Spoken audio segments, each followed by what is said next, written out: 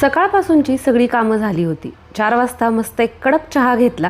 पार्सलचं packing केलं होतं, तेच पॅकिंग पिशवीमध्ये भरलं आणि जेवढं पॅकिंग पिशवीमध्ये बसत होतं तेवढं भरलं. बाकीचं काय मला हे असंच घेऊन जावं लागलं खाली, कारण की पिशवीत जागा नव्हती आणि दुसरी पिशवी सध्या माझ्याकडे नव्हती. आता खण आणायला चालले म्हटल्यानंतर मोकळ्या हाताने जाता येत नसतं. हळदी कुंकू आणि सोबतच प्रसादासाठी गुळ न्यावा लागतो. तर त्याच्यामुळे हे छोटंसं हळदी कुंकवाचं पंचपाळा आपण याला म्हणू शकतो किंवा करंडा हा माझ्याकडे होता, तर तो मी घेतला. पहिल्यांदाच हा वापरात आणलेला आहे. कसा वाटला कमेंट करून नक्की सांगा. आणि करमाळ्याला निघालो. उद्या भोगी आहे, त्यामुळे मी आजच खण खरेदी करण्यासाठी माझ्या मिस्टरांसोबत चाललेली आहे. खरं तर आई आणि नाना जाणार होते, कारण की आईंना बांगड्या भरायच्या होत्या, पण काही ना काही कारणामुळे आईंचं रद्द झालं, कारण की नानांना वेळ नव्हता. त्यामुळे मग आई म्हणल्या आता दिवस मावळायला लागला, तुम्ही तरी जाऊन खण खरेदी करून या. तर त्याच्यामुळे मी आले. आता इथं बघितलं तर खूप सगळेजण बसले होते आणि अर्थातच एका ठिकाणी गेलो आणि लगेच तिथलं पसंत पडलं असं होणार आहे का? नाही. पण एक गोष्ट माझ्या निदर्शनास आली की ह्या सगळ्या खणवाल्यांनी ठरवून एकच किंमत ठेवली होती. पण काय होतं ना, ते जे खण आहेत ना ते लहान मोठे होते आणि शिवाय आपल्याला आकार पण महत्त्वाचा असतो की असं छान पण दिसलं पाहिजे ना. त्यातनं काय होतं, जे खण आहेत त्याचे बूडसुद्धा व्यवस्थित पाहिजेत, म्हणजे पूजा मांडल्यानंतर ते पाटावर सुद्धा व्यवस्थित बसले पाहिजेत.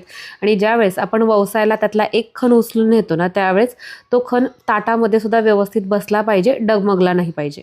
सगळे मिळून मी एकूण 4 खण खरेदी केले, मोठे आणि छोटे 3. आता तुम्ही म्हणताल एवढे खण कशासाठी?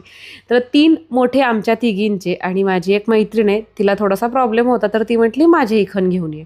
मग त्यामुळे तिचे खण घेऊन आले आणि आता 3 घरातल्या देवाचा एक, अंगणातल्या देवाचा एक आणि तुळशीचा एक असे मिळून मी खण खरेदी केले. खण खरेदी केल्यानंतर हे अशा पद्धतीनं तिथंच त्याची पूजा देखील केली जाते.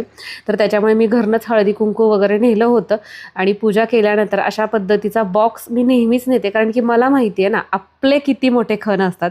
मग ते व्यवस्थित आणणं ही सुद्धा खूप मोठी जबाबदारी असते.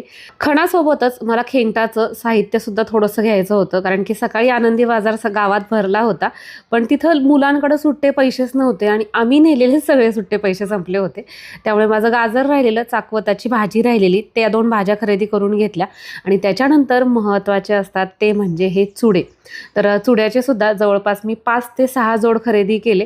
अशा पद्धतीचे चुडे छान आहेत ना. पाटल्या काही आमच्या खरेदी करण्यात येत नाहीत, कारण की असं म्हणतात ना की जर नणंद असेल तरच पाटली घालावी, कारण की ती तिच्या नावची असते आणि चुडा नवऱ्याच्या नावचा. चला तर मग अशा पद्धतीनं हा होता आजचा आपला व्लॉग. परत भेटूयात एका नवीन व्लॉगमध्ये. तोपर्यंत बाय.